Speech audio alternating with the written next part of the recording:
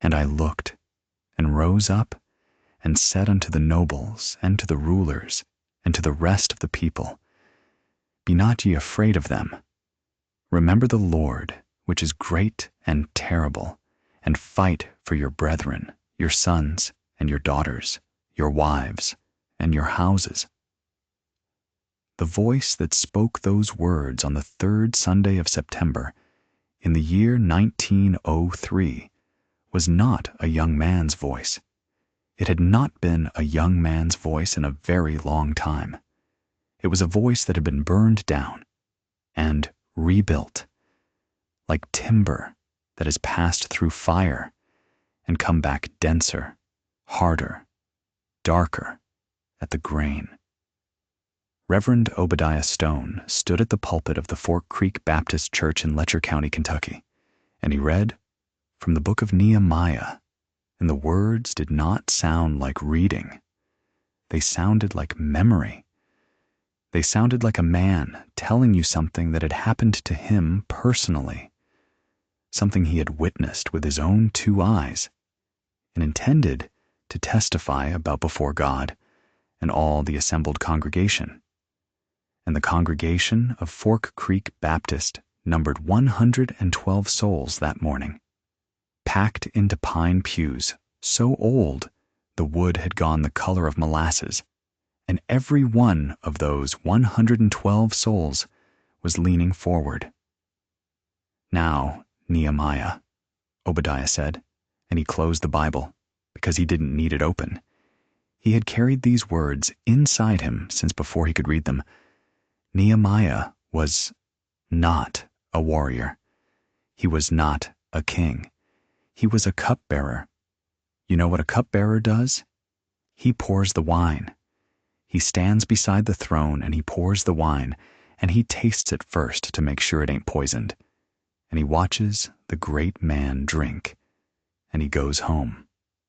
That was Nehemiah, a servant's servant, a man whose entire life had been shaped around making sure someone else could eat and drink in peace. He let that land. He was good at letting things land. 55 years old, broad across the shoulders still, though the hair had gone the color of creek limestone, and the lines at his eyes had deepened into furrows you could plant in.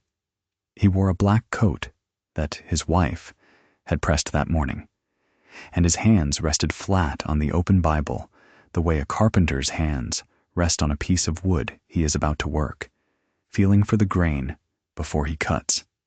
And yet, he said, and yet, when Nehemiah heard that Jerusalem's walls were broken down, that the gates were burned with fire, that God's city lay open to every enemy and every scorner and every man who wanted to walk in and take what wasn't his, what did Nehemiah do? He sat down. He wept. He mourned certain days. He fasted. He prayed. Obadiah's voice dropped low, the way it always dropped before it came back up. He didn't pick up a sword. He didn't call for blood. He went to the king. Peaceable he went. And he said, Send me unto Judah, unto the city of my father's sepulchres, that I may build it. Give me timber. Give me letters of passage. Let me go home and build. Somewhere in the 3rd pew from the front, a woman named Cleora Hensley pressed a handkerchief to her mouth. She had 3 sons. 2 of them worked in the new Elkhorn No. 3 mine, 2 miles east, up in the hollow. The 3rd had been killed in a roof fall the previous spring, and his name was Jonah, and he had been 19 years old. She had not been back to church since June. She had come back today because her neighbor told her Reverend Stone was preaching on Nehemiah, and she could not have explained why that mattered, but it did. The walls of Jerusalem, Obadiah said, and now he was moving, coming around the side of the pulpit, coming closer, the way he always did when he was building towards something. Those walls were not just stone. You understand me?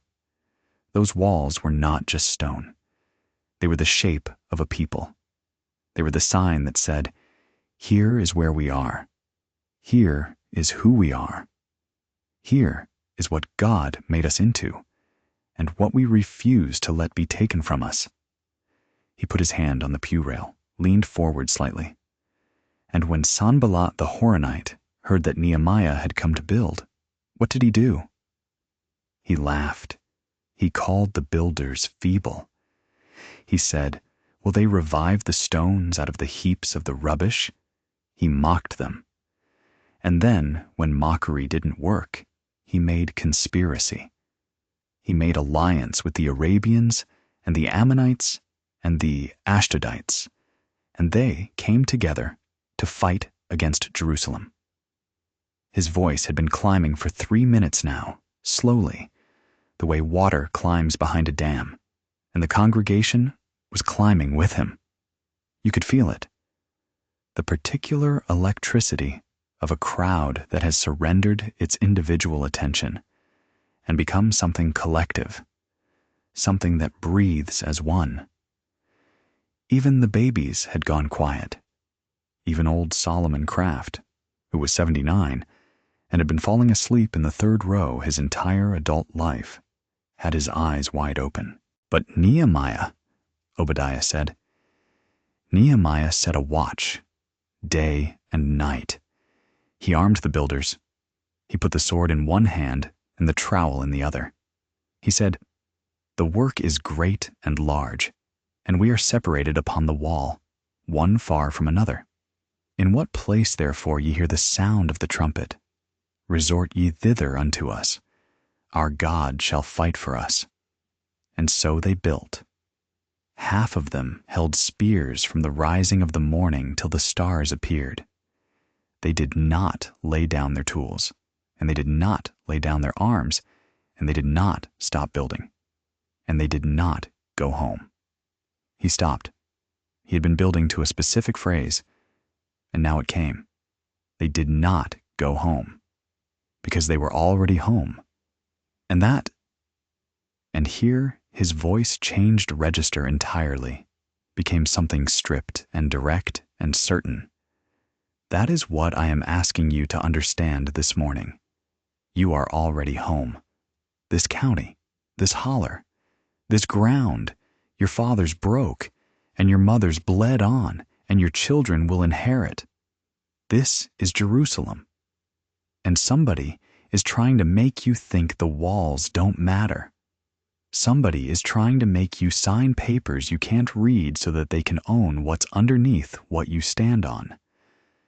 Somebody is trying to make you believe that the way things have always been is the way things were done before progress, and that progress requires you to give everything up and ask for wages in return. The air in the church had changed. It was thicker now, charged. I am here to tell you that Nehemiah did not take wages. Nehemiah built walls. And that was the moment. That was the exact moment when the earth moved. Not metaphorically. The ground actually shook. The windows of Fork Creek Baptist rattled in their frames. The oil lamps swayed on their hooks. A crack that had been living quietly in the plaster above the back door lengthened by 2 inches. The sound came a half-second later. A deep concussive thump from somewhere in the hills to the east, from the direction of the Elkhorn No. 3. The sound of a controlled detonation, the sound of men cracking open the earth to get at the coal seam 60 feet down. The congregation startled. Several people half rose from their pews. A child began to cry. Obadiah Stone did not flinch. He did not blink. He stood at the front of his church with his hand still on the pew rail, and he waited for the sound to finish rolling through the hills, and then he said, very quietly, into the silence that followed, "Hear that? That's the sound of Pharaoh's army at the gates."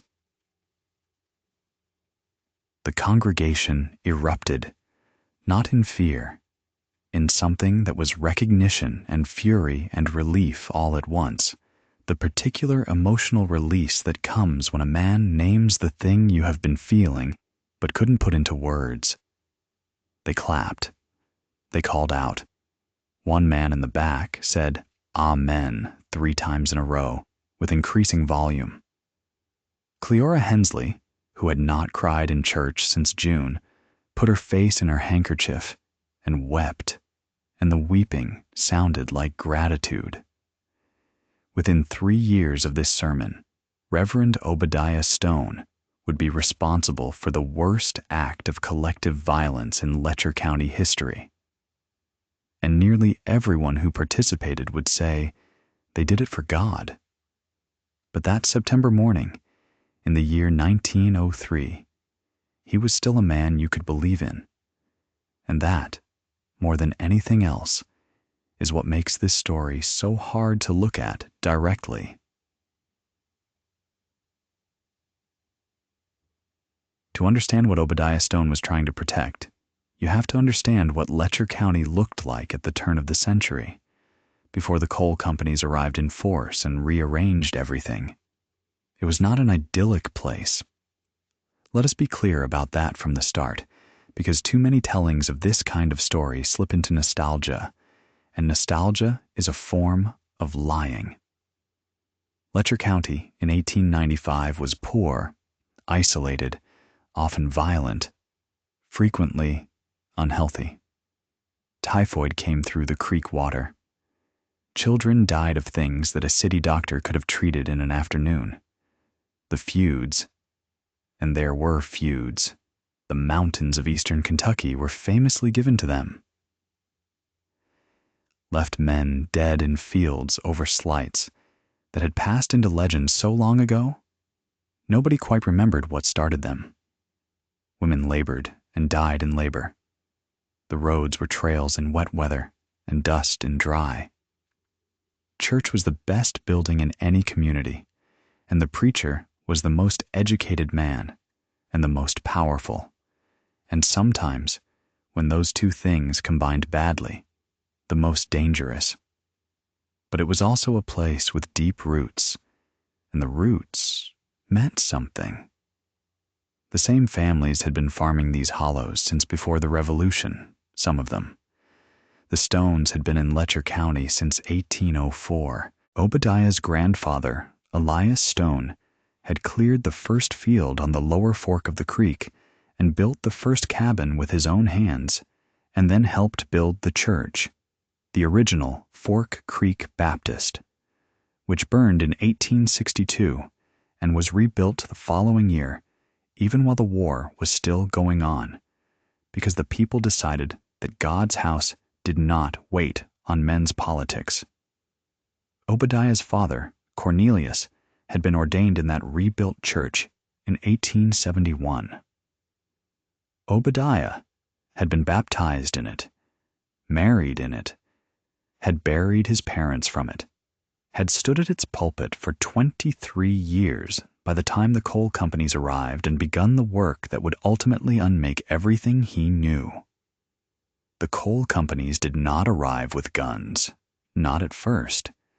They arrived with lawyers and with documents and with men who were very good at explaining things in ways that sounded reasonable and turned out, 6 months later, not to have meant what you thought they meant.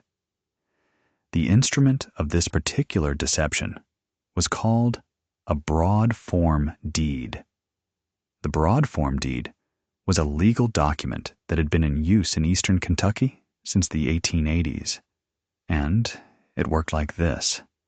A land agent would approach a mountain family and offer to purchase the mineral rights to their land, the coal underground, for a small sum, sometimes as little as 50 cents per acre. The deed would specify that the family retained surface ownership. They could still farm the land. They could still live on it. Their children could still inherit it. All they were selling was what was underground, what the deed did not explain. What the lawyers who drafted it understood and the families who signed it generally did not, was that the mineral rights clause was written so broadly that it essentially gave the coal company the right to do whatever was necessary to extract the coal, including destroying the surface entirely. Once the company owned the mineral rights, it could strip away the topsoil, collapse the ground above the mines, dump waste into the streams, cut the timber to shore up the shafts. The family still technically owned their land. They just lived on what was left of it after the company was done. Obadiah Stone had understood this almost immediately, and this understanding was the foundation of his early reputation as a man worth listening to. He had taught himself to read contracts the way a doctor teaches himself to read symptoms, by looking not at what was said, but at what was missing, not at the words on the page, but at the space between them. He would sit with families at their kitchen tables, in lamplight, and he would read the deeds to them slowly, out loud, and then he would explain what each clause meant in practice. Not what it said, what it meant. He had a gift for translation of this particular kind, for finding the plain English hiding inside legal language, and the families listened to him because they had no other resource. Most of them could not read at all, or could read only roughly, well enough for the Bible, but not well enough for a contract drafted by a Louisville law firm. The coal company knew this. The coal company was counting on it. "You see here," he told Thomas Combs one autumn evening in 1900, sitting at Thomas's table with the deed spread between them and a lamp that smelled of coal oil, "where it says, 'and all mineral rights appurtenant thereto, including but not limited to all rights necessary for extraction, processing, transportation, and surface usage, as the party of the first part shall deem necessary and appropriate.' You see that? Surface usage as they deem necessary." He looked up at Thomas, who was a thin man with a farmer's hands and a worried face. "That's not them buying what's in the ground. That's them buying the right to decide what happens to the ground itself. That's them buying the right to take the house down, if the house is in the way of the seam." Thomas Combs had stared at the paper for a long moment. "They told me it was just for the coal," he said. "I know what they told you. The man was he seemed like a good man. He shook my hand. He said my family would be protected." "I know," Obadiah said, not unkindly. "I know what they say. What I am telling you is what is written, and what is written is what a judge will read if it ever comes to court. Not what the man said when he shook your hand." Thomas Combs did not sign the deed. 12 of his neighbors did, because they needed the money and the broad form. Deed. Money was real. Money. Cash. Money. More than they'd seen in years. Obadiah organized community meetings at the church to explain the contracts to anyone who would come. He wrote letters to the state legislature in Frankfurt. Careful, precise letters that quoted the specific language of the deeds and asked whether this constituted a form of fraud upon persons who could not fully understand what they were signing. He received polite non-responses. He wrote again. He received nothing. He was not naive. He understood that the legislature in Frankfurt was not his ally, and had not been since he was old enough to understand what a legislature was. But he believed in the process, the way some men believe in prayer, not because it always worked, but because the act of engagement was itself a form of resistance, and resistance was itself a form of faith. You kept doing the right thing, even when the right thing produced no visible result. That was not stubbornness. That was faithfulness. His wife Permelia understood this better than anyone because Permelia was the one who drafted the letters. Obadiah would sit at the desk in the back room of the parsonage and dictate, and Permelia would write, and she had better handwriting and better grammar and a subtler sense of how to frame an argument for an audience of educated men who would be looking for any reason to dismiss what she was saying. She was the daughter of a school teacher, and she had read more books than anyone else in the county, almost certainly more books than Obadiah himself, though she never said so, and would have denied it if asked.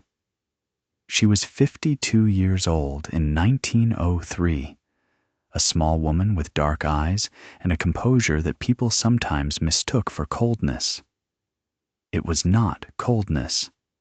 It was the composure of a person who has decided to spend her energy where it will do the most good, and who has very little patience for energy spent on display. She believed in her husband's cause completely. She had watched the companies come in. She had watched families lose their land, or sign away what made their land valuable, or move off entirely to work in the company towns that were being built in the hollows, row after row of identical wooden houses that the company owned and rented back to the workers, and could repossess whenever a man missed a payment or made trouble.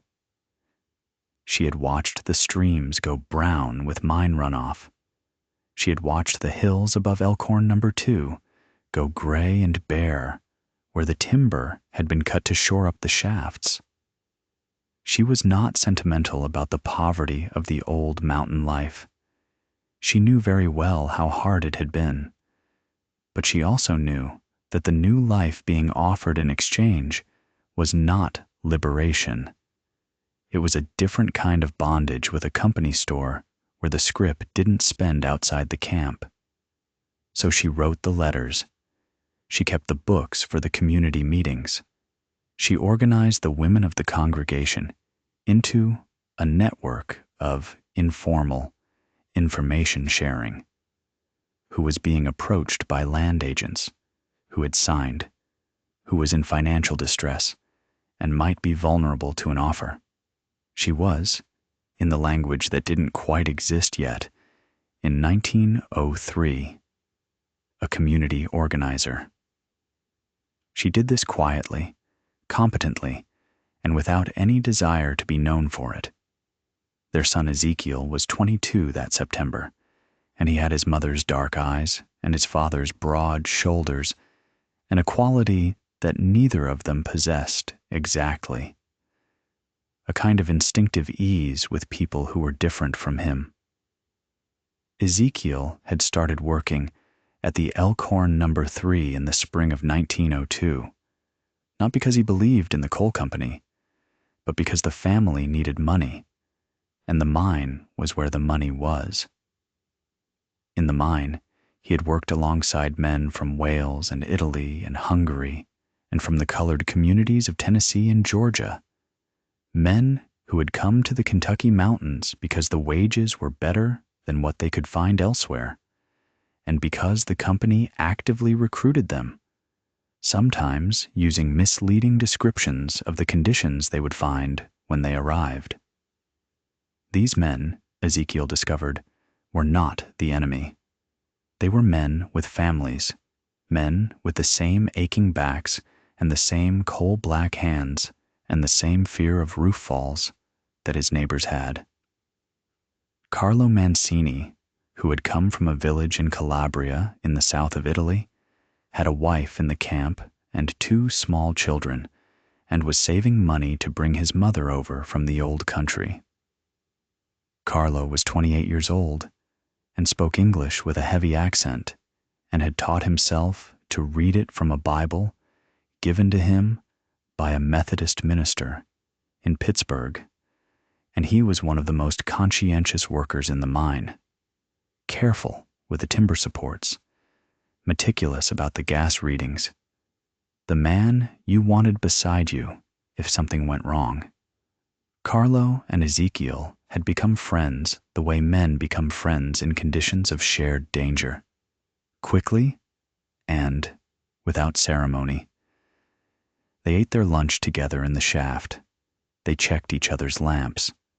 When a section of roof above Carlo's workspace had begun showing the subtle warning signs that every experienced miner learned to read, a slight convexity in the stone, a new sound when you tapped it, a tiny rivulet of dust. It was Ezekiel who noticed first and pulled Carlo back before the fall came. That was the kind of thing that made a friendship. Ezekiel brought Carlo to church once, in the fall of 1902.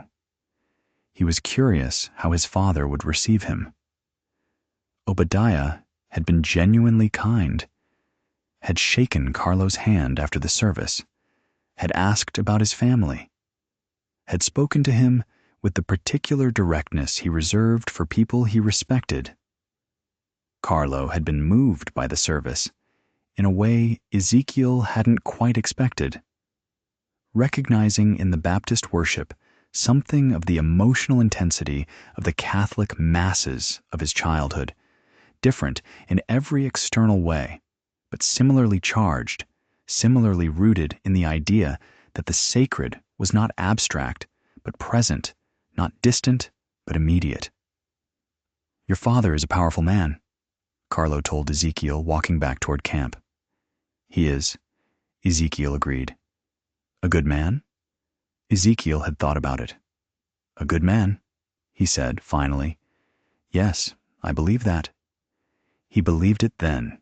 He would go on believing it longer than the evidence warranted.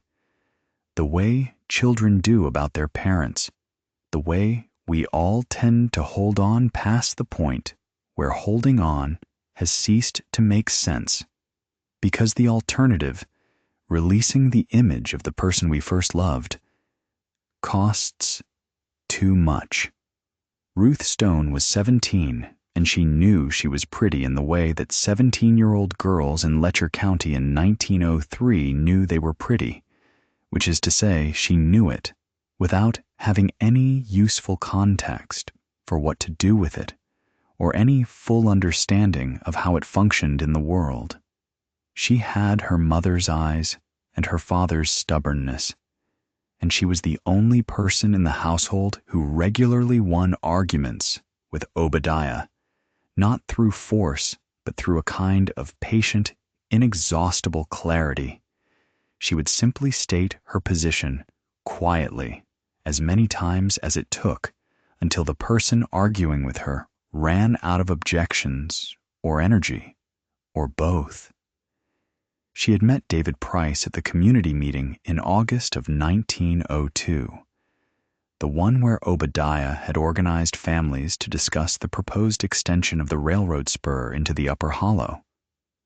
David was there because the coal company had sent him. He was their surveyor, their engineer, the man who would plan the route.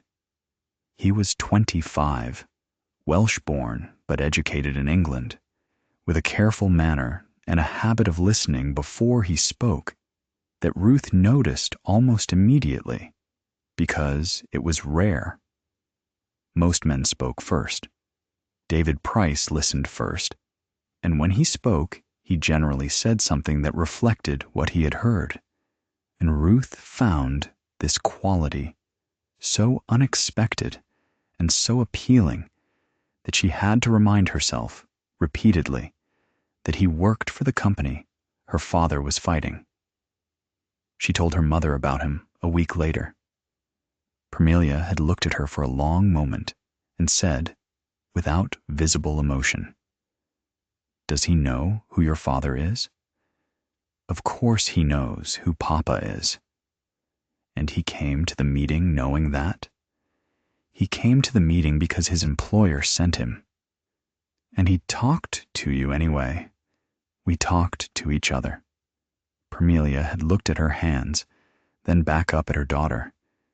"Be careful," she said. Not because he's a bad man. I have no reason to think he's a bad man. Be careful, because your father's heart is in this fight, and anything that confuses the lines of that fight will be experienced by him as a wound. And a wounded Obadiah Stone is not always a careful one.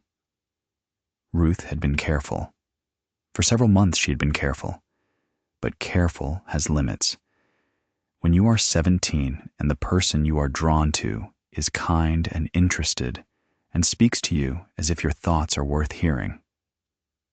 The autumn of 1902 had passed into winter, and winter into the spring of 1903. And by the time of the sermon with which this story begins, Ruth Stone and David Price had been meeting secretly for 8 months in the meadow below the Price surveying camp on Sunday afternoons when Ruth told her parents she was visiting her friend Hattie. David had told his employers nothing. He had told his employer nothing about his friendship with the preacher's daughter, not from dishonesty, but from a correct reading of how both sides would respond. The company would see it as a compromising entanglement, and the preacher would see it as a betrayal.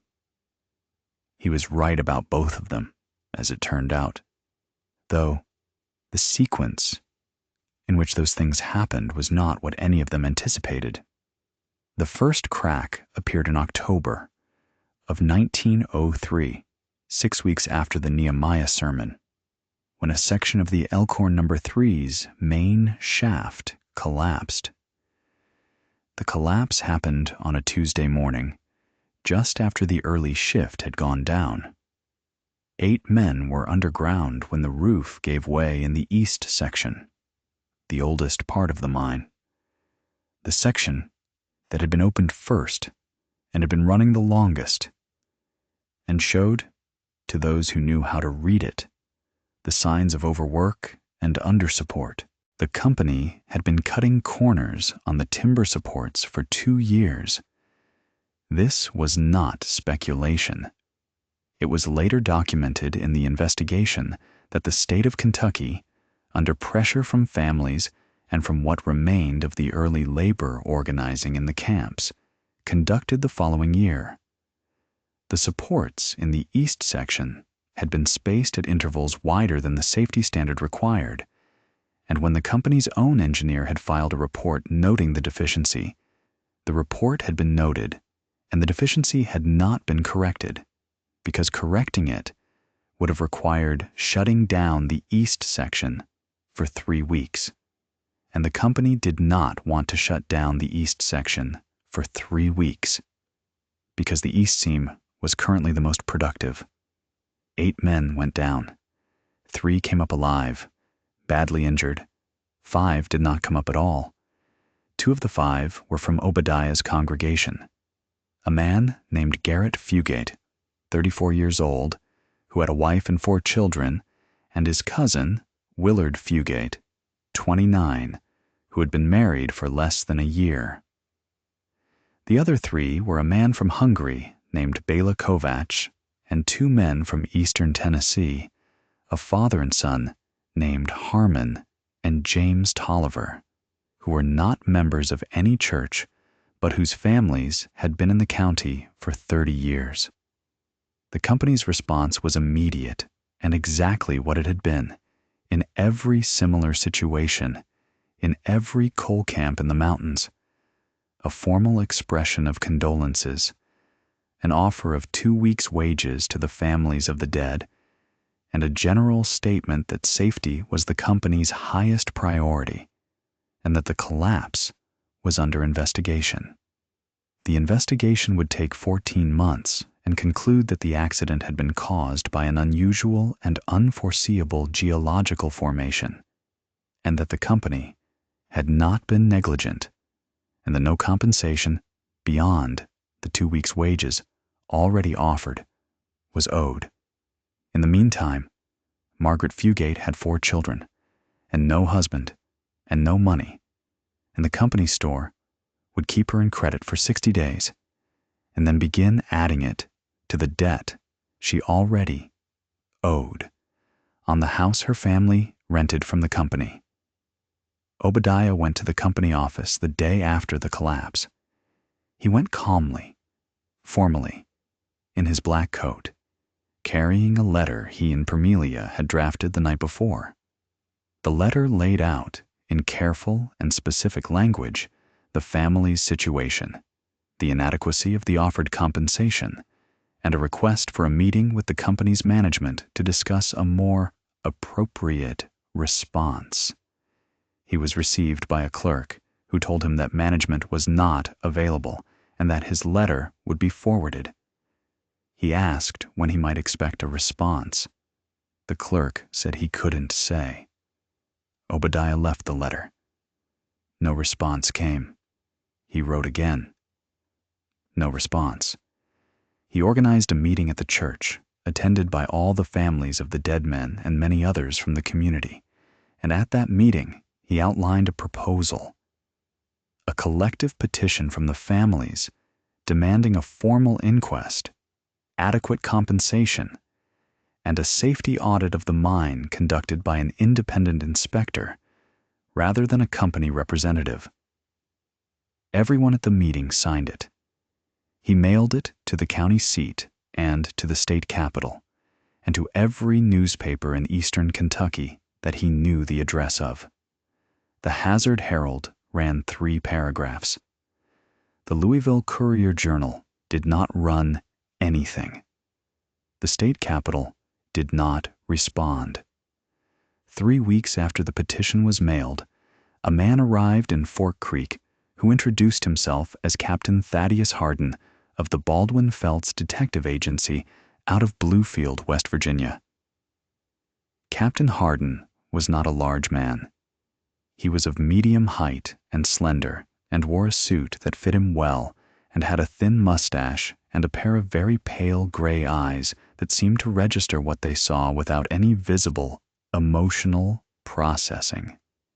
He arrived in a company wagon and set up in a rented room above the general store, and spent his first 2 days in Fork Creek simply observing, sitting in the store, walking the road, occasionally stopping to speak with men he met, asking questions that seemed casual and turned out to be very pointed. He was, by every account, pleasant, polite. He spoke to the women in the community with particular courtesy. He tipped his hat. Obadiah knew who he was within 24 hours. He had heard about the Baldwin Felts Agency. Everyone in the coal fields had heard about them. They had been used in the Paint Creek and Cabin Creek troubles in the western part of the state, and in West Virginia, and in Virginia, and their purpose was always the same: to gather information about organizing activity and to discourage that activity by means that ranged from surveillance to intimidation to, in several well-documented cases, direct violence. They were not law enforcement. They were a private army, paid by the coal companies to do what the coal companies preferred not to do themselves. He preached about them the next Sunday, not by name, but anyone who was paying attention knew. There are men, he said, standing at the pulpit, who sell their judgment, who rent out their strength to whoever can pay for it, who have no people, no land, no lord, no loyalty, except to the man who holds the wages. In the book of Numbers, when Balak the king of Moab wanted to curse Israel, he sent for Balaam, because Balaam was a man whose gifts were for hire, and God sent an angel to stand in Balaam's way. He paused. We are standing in the road, brothers and sisters, and the angel is with us. Captain Hardin sat in the back of the church that Sunday morning. He was noted there by at least 6 people who later described it. He listened to the entire sermon with the same unreadable expression he brought to everything. Afterward, he nodded at Obadiah as he left. Obadiah nodded back. Neither of them said anything. It was a communication of a specific and clear kind. We know what we are to each other, and we will behave accordingly. The following Monday, Hardin and 2 other company men attended a meeting of the surviving families at the church social hall. They sat in the back. Obadiah was at the front, going through the petition responses, or rather, the lack of them, and explaining what the next steps might be. The presence of the company men was a deliberate provocation, and everyone in the room understood it as such, and Obadiah handled it by ignoring them completely, by directing his full attention to the families, by speaking as if the men in the back did not exist. It might have ended there, or it might have ended in a different kind of confrontation, loud, public, but ultimately without permanent damage. What actually happened was this. After the meeting ended and people were filing out, Solomon Kraft, the 79-year-old elder who always fell asleep in the third pew, approached Hardin near the door. Old Solomon was not a confrontational man. He was perhaps the gentlest soul in the congregation, but he was also the oldest, and he had a certain authority that age confers, and he wanted Hardin to know that what the company had done to the Fugate and Tolliver families was wrong, and that the community would not let it rest. He put his hand on Hardin's arm to get his attention. What happened next was witnessed by 11 people. Hardin turned, took Solomon Kraft's wrist, and twisted it sharply upward. The old man's knees gave way. Hardin stepped back and let him fall. Solomon Kraft hit the doorframe with his shoulder and went down on the church steps, and his wrist was broken, and 2 of his ribs were cracked, and he was 79 years old. Ezekiel Stone, who had been standing 10 feet away, moved toward Hardin. 2 of the other company men stepped in front of him. A third hand appeared on Ezekiel's collar from behind. "That'll do," someone said. Ezekiel was not a small man, and he was 22, and he was in the coal-hardened condition of a man who works underground with his body all day, and he could have fought them. He didn't. He looked at his father. Obadiah Stone was standing at the front of the hall, 20 feet away. He had seen everything. He stood very still, his hands at his sides, his face doing something that Ezekiel later described as the most frightening thing he had ever seen on a human face.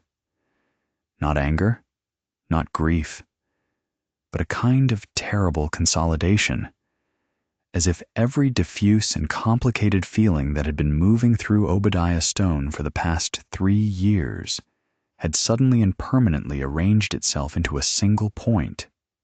"Let the boy go," Obadiah said. They let Ezekiel go. Obadiah walked to Solomon Kraft and helped him up. He walked him to a chair. He did not look at Hardin again. He did not speak to Hardin. He helped Solomon sit down, and he said, very quietly, to the room at large, "Go home. Take care of your families. Come to church Sunday." And then he walked out the back. Whatever Obadiah Stone said to God that night, in the parsonage at Fork Creek, in the back room where he kept his Bible and his few books, Permelia heard it through the thin wall, and she later told Ezekiel, years afterward, that it did not sound like prayer. It sounded, she said, like a man settling an account, like a man drawing a line. Sunday came, and the sermon was different. Not in content. He was still preaching from the Old Testament, still using the language of prophets and walls and the people of God. But the register had changed. The note beneath it was different. The warmth that had always characterized even his most passionate preaching. The warmth that said, "I love you. I am with you. We are in this together. Had thinned. What was replacing it was harder and clearer and more certain. He spoke of enemies not as a category of action, but as a category of being. He spoke of those who stood against God's people not as men who had done wrong, but as men whose nature it was to do wrong. It was a distinction that might seem small, stated that baldly. In practice, it was the difference between a war you could end by changing behavior and a war you could only end by removing the other side. Parmelia heard it. She sat in the front pew, as she always did, straight-backed, composed, the handkerchief folded precisely in her lap. She heard the change in the register, and she looked at the congregation, and she saw that most of them were not hearing it. Or rather, they were hearing it and receiving it as the same powerful, righteous voice they had always trusted, not noticing that the tune had shifted slightly under the familiar words. And she thought, this is how it starts. She tried to talk to him that evening. She said, Obadiah, the way you spoke today about the men from outside the county, the Italian workers, the Hungarians, I spoke about those who come to take what isn't theirs. You used the word strangers. You said strangers in the land have always been the instrument of punishment for a faithless people. That is Scripture. That is Leviticus taken in isolation from Galatians, from Acts, from the entirety of the New. I know my Bible, Parmelia. I know you do. She was quiet for a moment. I'm asking you to be careful about how you say what you believe, because the people listening to you will hear some things more loudly than others, and the things they hear most loudly may not be the things you most want said. He had looked at her for a long moment. Those men put Solomon Kraft on the ground, he said. Those specific men. 2 or 3 specific men working for the company. Not every man who has come here from somewhere else. The company brought them all here. The company brought Hardin here. The company brought its detectives here. Carlo Mancini came here because he was starving in Calabria, and someone told him there was work. Those are not the same thing, Obadiah. He did not answer. He picked up his Bible and went back to his reading, and the conversation was over. This was November of 1903. In December, Ruth told her mother about David Price. Parmelia had suspected, if not the specifics, then the shape of it. She was not a woman who missed much about the people she was closest to. She listened to Ruth tell it, all of it. The 8 months of Sunday afternoons in the meadow, the conversations about everything from engineering to scripture to what Ruth wanted her life to be. The fact that David Price had asked her father's permission to call on her formally, and that she had told him not yet, to wait, that the time wasn't right. Parmelia listened with her hands folded and her face very still. When Ruth finished, Parmelia said, "You love him." It was not a question. "Yes," Ruth said, "and he loves you." "He does. Then you will need to tell your father. You cannot keep this from him. He will find out, and the finding out will be worse than the telling." She paused. "I will be there when you tell him, if you want me to be." Ruth told him in January at the supper table, with Parmelia and Ezekiel both present. She told him in the clear, patient voice she had, the one that stated its position and waited. She told him David Price was a good man, a kind man, a man who had been honest with her and who she believed was honest in his work. She told him she did not ask her father's blessing to secretly court someone who worked for the company. She asked it openly because she believed the truth deserved to be spoken openly. Obadiah Stone's face moved through something complicated for about 3 seconds. Then it stopped moving. "No," he said. "Papa, he works for the people destroying this community.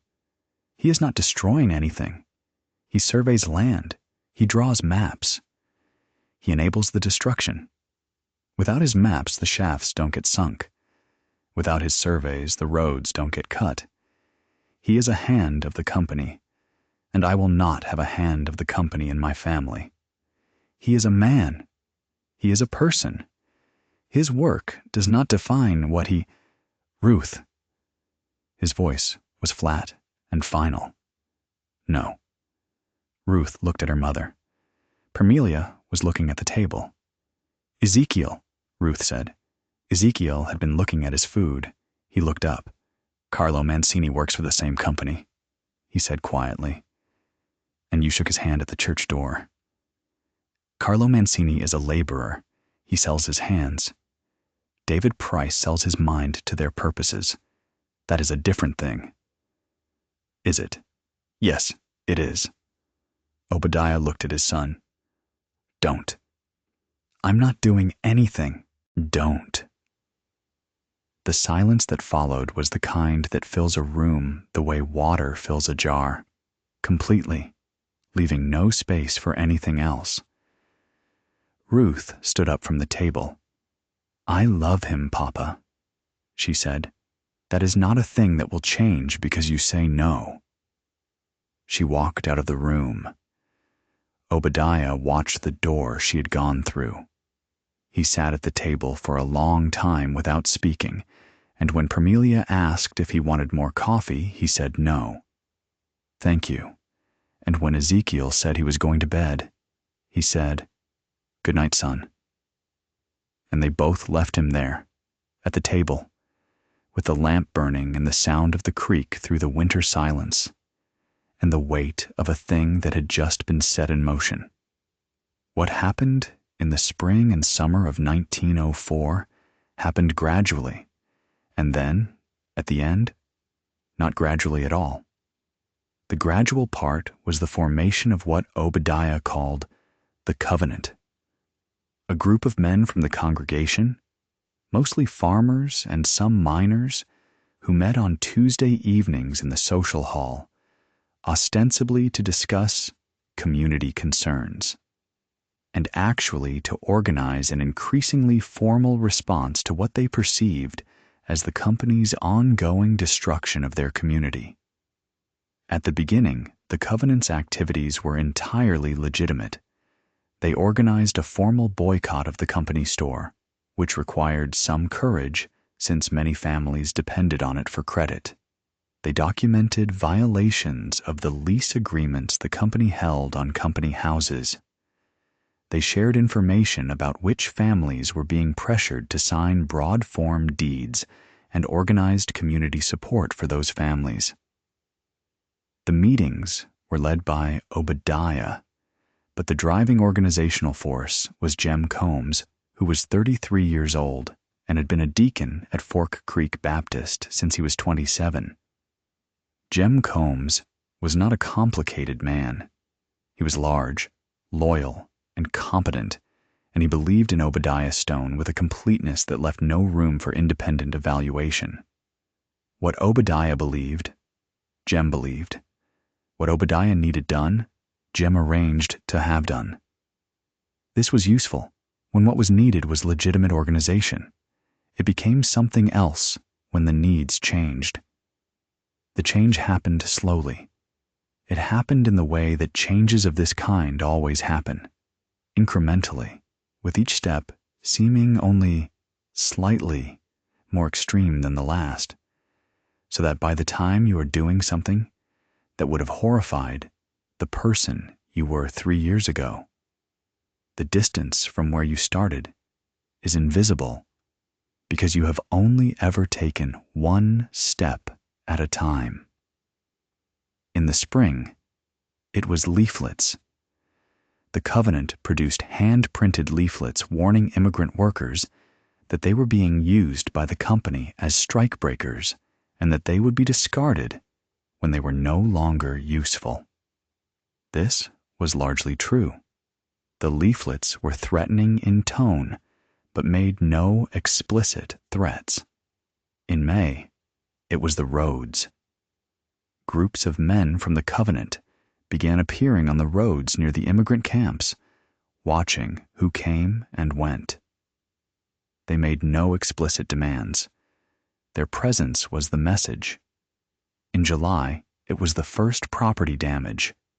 Someone, it was never officially attributed, though everyone who needed to know did know, cut the fencing around a company equipment storage yard and drove off 6 mules.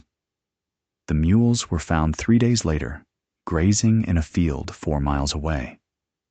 The equipment was not damaged.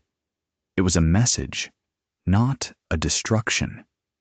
The company filed a complaint with the county sheriff. The county sheriff, who was not precisely sympathetic to the company, but who had been told by the circuit judge that he needed to keep the peace, came to speak with Obadiah. Obadiah received him courteously and said he knew nothing about any mules.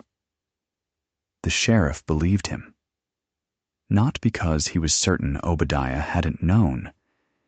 He had been a sheriff for long enough to know that knowledge came in many forms, but because Obadiah's demeanor was so completely untroubled, so thoroughly the demeanor of a man with a clean conscience, that making an accusation in the face of it would have required more certainty than he had. This was the other thing about Obadiah. He had not participated in anything. He had not driven off the mules or cut the fence or organized specifically that action. He had preached on the previous Sunday about the Israelites in the wilderness taking what was needed for survival. He had not said, "Go cut the fence at the equipment yard." He had said, "God provides for those who act on faith." The connection between the sermon and the action was a matter of individual interpretation. He could say this to himself and believe it, because the gap between the sermon and the action was real and filled with other men's decisions. Parmelia understood the mechanism completely, and she found it morally worse than direct action would have been. At least direct action was honest. She tried again. In August of 1904, after the road watching had intensified, and she had heard from a woman in the congregation that a group of Hungarian workers had been followed by Covenant men for 3 miles one evening and had been afraid to turn around. "You are frightening people," she told him. "Good," he said. "They should be afraid. They are in a place where they are not welcome, doing work that is harming our neighbors, and we are asking them to go by following them at night. By making clear that their presence here is not without consequence. Obadiah, those men are workers. They came here because they were told there was work. They did not come here to harm you. Their being here harms me. Their being here drives down the wages of men from this county and gives the company an excuse to ignore anyone who complains, because there are always more men who will do the work for less." This was, factually, largely true. The coal companies did use the constant supply of immigrant labor as leverage against any organizing activity by established workers. This was a real economic dynamic, documented and deliberate. "Then, the fight," Parmelia said carefully, "is with the company, not with Carlo Mancini.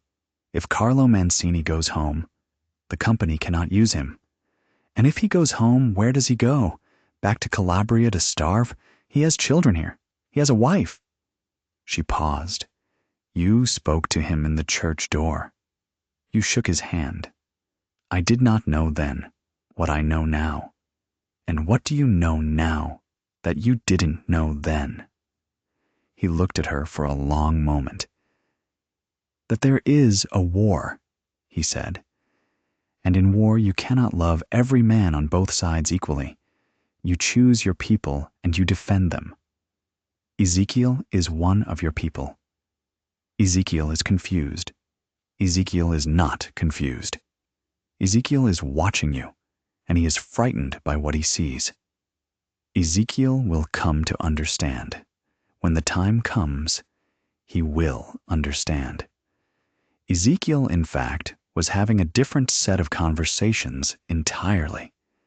He was talking to men from the United Mine Workers, who had organizers working the coal camps of eastern Kentucky in the late summer of 1904, quietly, carefully, because the company had made clear that organizing activity would result in immediate termination and eviction from company housing, and because the memory of Baldwin Felts was fresh. The UMW men told a different story about the situation than the one Obadiah was telling. They said the problem was not that immigrant workers were taking jobs. The problem was that the company had structured wages and conditions deliberately to pit workers against each other, to make the mountain workers suspicious of the immigrants, and the immigrants dependent on the company's goodwill. The solution was not to drive the immigrants away. The solution was to organize across ethnic lines, to make the company deal with all the workers as a single unit, rather than managing them as competing groups. Ezekiel had spent enough time in the mine to believe this. Carlo Mancini believed it too. He had been involved with a labor movement in Italy before he came, had specific and hard-won ideas about how workers could organize effectively. The two of them were, by the fall of 1904, the informal nucleus of what would eventually become the Fork Creek Local of the United Mine Workers, though they could not yet say so openly. Ezekiel told his father none of this. He tried once to explain the basic argument that solidarity across ethnic lines was the more effective strategy, and Obadiah had listened with the patient, slightly distant attention of a man listening to someone who does not yet understand the full dimensions of the situation.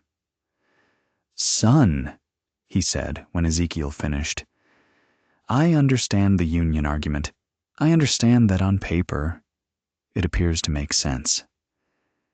And in some parts of the country, in cities where people from different places have been living together for generations and have learned to see each other as the same kind of people, maybe in those places it works. But this is not a city. These are our mountains. These are our families going back 100 years on this land. You cannot build the kind of trust that real solidarity requires in 2 years of working beside men you don't know, whose language you don't speak, whose customs are foreign to you. The company knows this. The company is counting on you, trying to build that trust, and failing. And while you are trying to build it, the company will keep doing what it is doing to these families. And what you're doing," Ezekiel said, "is scaring people. People who have done nothing to us. I am protecting our community by following men home in the dark, by making clear that we are here and we are watching, and we will not be ignored." The silence between them had the quality of a wall that has been under construction for some time and has just reached the height where it begins to be a real obstruction. "Papa," Ezekiel said, "what are you going to do?" What does this end with?" Obadiah looked at him. "It ends with the company understanding that this is not a community it can simply walk through," he said. "It ends with the families of this county having the protections that the law owes them and has refused to provide. It ends with the walls rebuilt." Ezekiel looked at his father's face for a long moment. "And if the company doesn't agree to that?" he said. Obadiah did not answer. The fire at the Hungarian boarding house happened in early October of 1904, on a cold night when there were few people about, and the boarding house was fortunately less full than usual because several of the regular residents were working night shift. 7 men were inside when the fire started. All of them got out. 2 were badly burned on their hands and arms getting through a window that had swollen shut with the autumn damp. The building was a total loss. The cause of the fire was formally listed as unknown in the county records, though the investigator who examined the site noted accelerant residue on the exterior wall near the base. No one was arrested.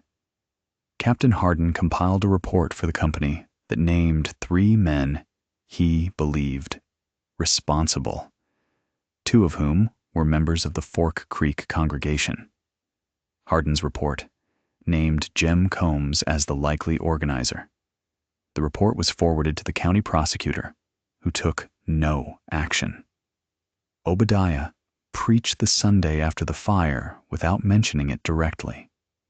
He preached about the pillar of fire that led the Israelites through the wilderness, and about how sometimes what appears as destruction is God clearing a path, and about how those with faith did not question the form that God's guidance took.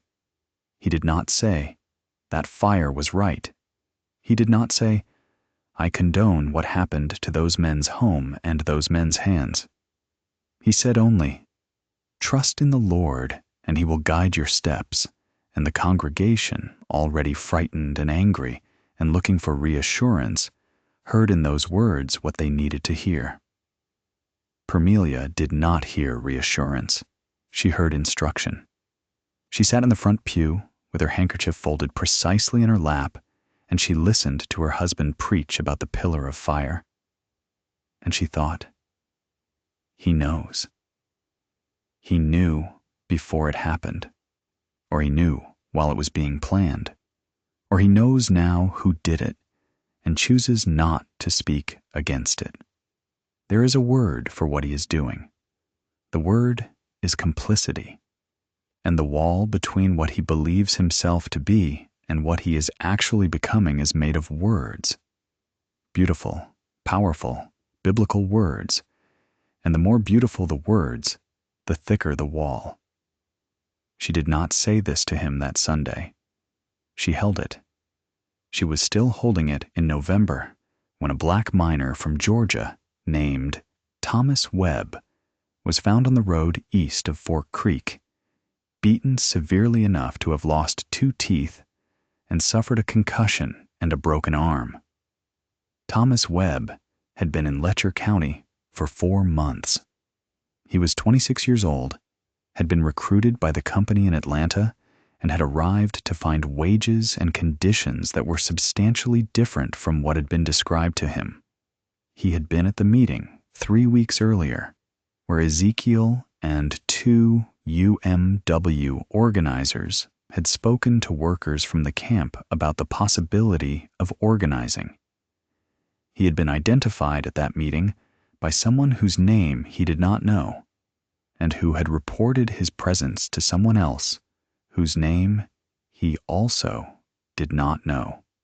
He was found on the road before dawn by a man driving a wagon to the county seat, taken to the doctor in Whitesburg, and survived. He could not identify his attackers. He said only that there had been 4 of them, and that before they left, they told him to go back where he came from. Ezekiel found out about Thomas Webb the morning it happened. he found out from Carlo, who had heard from men at the camp.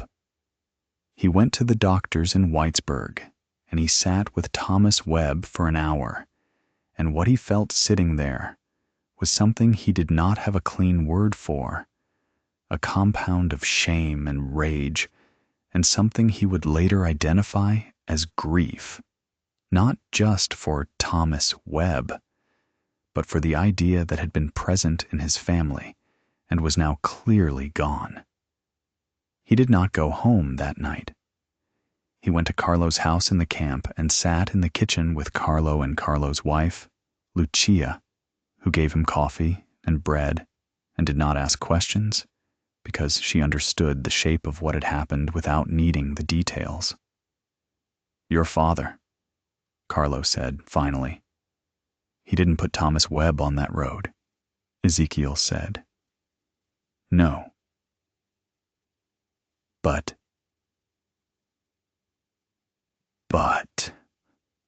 Carlo agreed.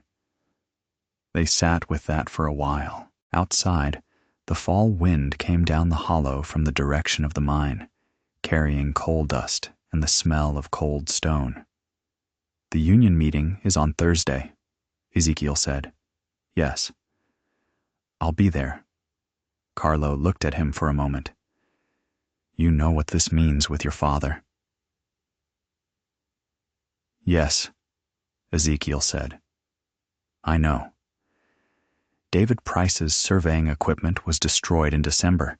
His levels, his transits, a week's worth of survey notes, the specialized tools of a precision trade that represented months of work and years of accumulated skill. He had left them in a locked storage shed on the edge of the company camp. The shed was broken into at night, and every item inside was either smashed or, in the case of the notes, burned. The message was specific and personal. "This is not random. We know who you are and what you do, and we are telling you to stop." David told Ruth, and Ruth told her mother, and Permelia told Obadiah. He received the information without visible reaction. He said it was unfortunate. He said that men in distress sometimes acted in ways that were difficult to condone, but that grew from genuine suffering. He said that a man like David Price, who chose to align himself with the forces causing that suffering, had to understand that there were consequences to that choice.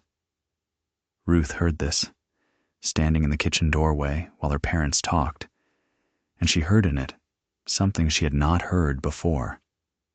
Not the refusal to condemn a specific act, which she had heard before and had told herself was complicated, was nuanced, was the messy reality of a man trying to protect his community. What she heard now was something closer to endorsement, dressed in the language of consequence, of cause and effect, but endorsement underneath. She walked out of the house. She walked to the Price camp. She found David in his tent, piecing through what salvage remained of his notes, and she told him. She told him what her father had said and what it had sounded like. She told him she thought they needed to leave, that the situation was building towards something that she could not predict, but that she did not believe was going to stop, and that she did not want him to be in its path when it arrived. David looked at her for a long time. He was a methodical man, a man who gathered information before drawing conclusions, and he gathered information now, asking questions, listening carefully. Then he said, "If I leave, the company will send someone else. That person may not know the community the way I do, may not care about the community the way I have come to. That isn't your responsibility, Ruth." He said her name the way he always said it, with a careful gentleness that she had found, from the first, both unusual and comforting. "If I leave, your father will believe it's because his methods worked. and his methods will be used again on other people who are also not going to leave. She understood the logic. She did not like the logic, but she understood it. Then be careful, she said. I will. I mean very careful. I know. She went home. She sat at the supper table with her family that evening, and she watched her father say grace. Heard in the grace, the same voice she had always heard, the same warm cadence that had formed her earliest sense of what it meant to trust someone. And she thought, this is the strangest grief I have ever felt, because the man I am grieving is still here. He is sitting right across from me. He is passing the potatoes and asking Ezekiel about his day at the mine. He is exactly where he has always been, and he is gone.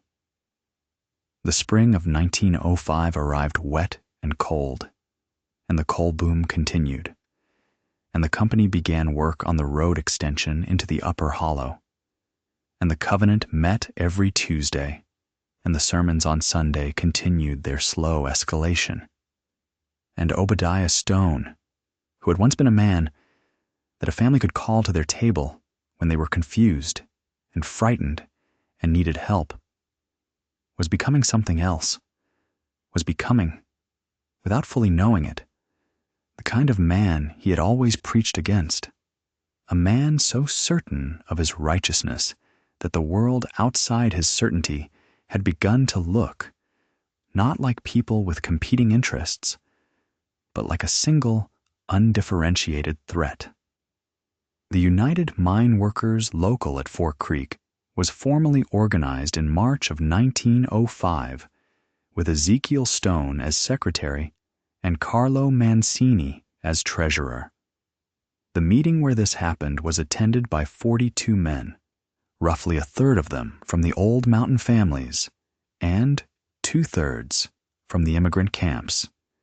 And it was the first time in the county's history that a formal institution had deliberately organized itself across the ethnic lines that the coal company had spent years reinforcing.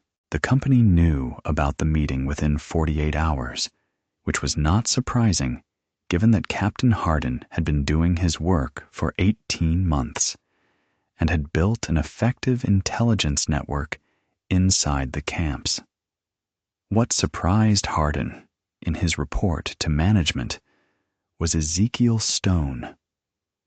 Hardin had tracked the development of the local through informants, and he had expected the organizers to be outsiders, UMW men from West Virginia or Pennsylvania, men the community didn't know and therefore couldn't vouch for. Instead, the organizing was being driven partly by a local man, the preacher's own son, which created a complexity Hardin had not anticipated. An outsider organizer could be fired and evicted from company housing, and Ezekiel Stone could not be so easily erased from a community where his family had been for 100 years. Hardin included in his report a recommendation that Ezekiel Stone be approached directly and offered employment as a section foreman at double wages, with the understanding that the promotion came with an expectation of loyalty to the company's interests. This was a standard technique, and it sometimes worked. In this case, it did not work, because Ezekiel had his mother's instinct for seeing through presentation to intention, and when the offer was made, he recognized it immediately for what it was, and declined it in terms that were polite but clear. Obadiah learned about the local from Jem Combs before he heard about it from Ezekiel. Jem had his own information sources in the camp, and he had the information the same day the meeting happened. He came to Obadiah the following morning with the news delivered in the particular way he had, flat, direct, utterly without editorial softening. And he watched Obadiah's face as he heard it. Obadiah did not react immediately. He heard Jem out completely. He asked 2 or 3 clarifying questions. Then he said, "Thank you, Jem." And Jem left, and Obadiah sat alone with this information for a while. He was not surprised, exactly. He had seen it coming in his son's face, and in his son's silences, and in the direction of his son's friendships. What surprised him was not the fact, but the sharpness of his own response to the fact, the way it moved through him, not like information, but like a physical blow, a sudden removal of something he had not known he was still relying on. He had believed, through all of it, through the road watching, and the leaflets, and the fire, and Thomas Webb, that Ezekiel would come back, that the pull of family, of blood, of all the things they shared, would be stronger in the end than the ideas Ezekiel had absorbed from men the family didn't know. He had believed this, the way he believed in most things. Completely. Because his certainty was the thing he had instead of doubt. And he had been so long without doubt that he had confused its absence for evidence. He did not speak to Ezekiel about it directly. He brought it to the covenant meeting that Tuesday, framing it not as a personal matter, but as a strategic one. The company was using the union to co-opt community members, to create the illusion of solidarity across ethnic lines that would ultimately serve the company's interest in preventing a unified response from the old mountain families. He spoke about this for a long time, and the men of the covenant listened, and Jem Combs listened with particular attentiveness. And afterward, over the course of the following weeks, the covenant's activities intensified. The intensification was still incremental, still calibrated, still proceeding by the logic of each step, being only slightly worse than the last. A group of covenant men appeared at the entrance to the immigrant camp one Sunday morning and stood there for 2 hours, not speaking, not doing anything, simply present, a mass of silent men blocking the road. Several families inside the camp did not come out that day. A letter appeared under the door of the building where the union local met, which listed the names of the men who had attended the organizing meeting and noted that their presence in the community was recorded and would not be forgotten. A section of fence that Carlo Mancini had built around his family's garden was found torn out one morning. These were acts designed to frighten, and they were effective. Lucia. Mancini did not let her children play outside for 2 weeks after the fence. Thomas Webb had already left, had recovered from his injuries and returned to Georgia, which was not a safer place for him, but was at least a familiar one. Other men from the camp began asking questions about conditions elsewhere, about mines in West Virginia, or Virginia, where the situation might be different. Carlo Mancini did not leave. Carlo Mancini had a quality that Ezekiel admired, and Obadiah, if he had encountered it without the context of opposition, might have recognized as something very like his own, a fixed conviction that the right thing was worth suffering for. Carlo's right thing was the union, and the union was something he had believed in since he was a young man in a village in Calabria, watching landowners treat the people who worked their fields as something only slightly more valuable than farm equipment. He had crossed an ocean for the possibility of something different. He was not going to be frightened out of that possibility by men with torches and silence and broken fences. But Ezekiel could see the strain on Lucia's face and on the faces of the children. And he spent a great deal of the spring and early summer of 1905 in a kind of sustained internal argument with himself about what he owed to whom, and what the right action was, in a situation where every option had costs attached. He talked to his mother. Parmelia had, over the course of that year, moved from the role of concerned observer to something closer to active moral opposition within her own home.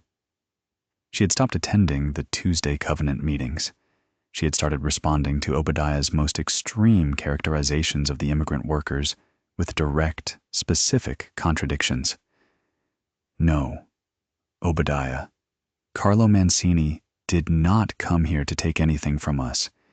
He came here because there was nothing left where he came from, delivered without heat, but without yielding, in the patient voice of a woman who has decided that silence is no longer something she can afford. Obadiah received these corrections with increasing withdrawal. He did not argue with her, not exactly. He became quieter in the house. He spent more time at the church, in study and prayer, which would have seemed a healthy response in other circumstances, but which Parmelia recognized as a man retreating further into the very certainty that was the problem. Talk to your father, Parmelia told Ezekiel that July, not as an argument, as his son. He doesn't hear me as his son anymore, Ezekiel said. He hears me as someone who has gone over to the other side. There is no other side. That is what I am trying to make him understand. Mama. He looked at her carefully. When was the last time he heard something that changed his mind? She thought about it for a longer time than the question should have required. I can't remember, she said. That's what I mean. The conversation Ezekiel was not having with his father, the one about what the union meant and what solidarity meant, and why the distinction between the mountain families and the immigrant workers was a distinction that the company had manufactured and was using to hurt them all. This conversation was happening instead between Ezekiel and Ruth, who had come to largely the same conclusions from a different direction, and who was increasingly frightened by what she saw her father becoming. Ruth and David Price had, by the summer of 1905, passed through the stage of secret meetings and arrived at something open and formal. They were courting, and everyone knew it. And Obadiah's prohibition had not been effective because Obadiah had not been able to enforce it without doing something that would have required him to treat his own daughter as he treated the immigrant workers. As someone to be frightened into compliance.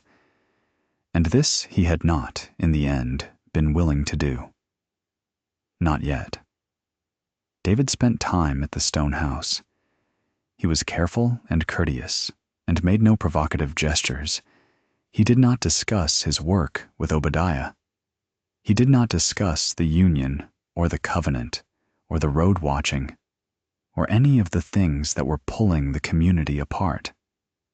He came to supper, and he helped clear the plates, and he talked about whales, and about engineering, and about the mountains, which he had developed a genuine affection for, their scale, their age, the way the light fell in the hollows in the evening. Parmelia liked him. She did not say so to Obadiah, but she liked him because she could see that he treated Ruth as a person whose thoughts were worth the trouble of listening to.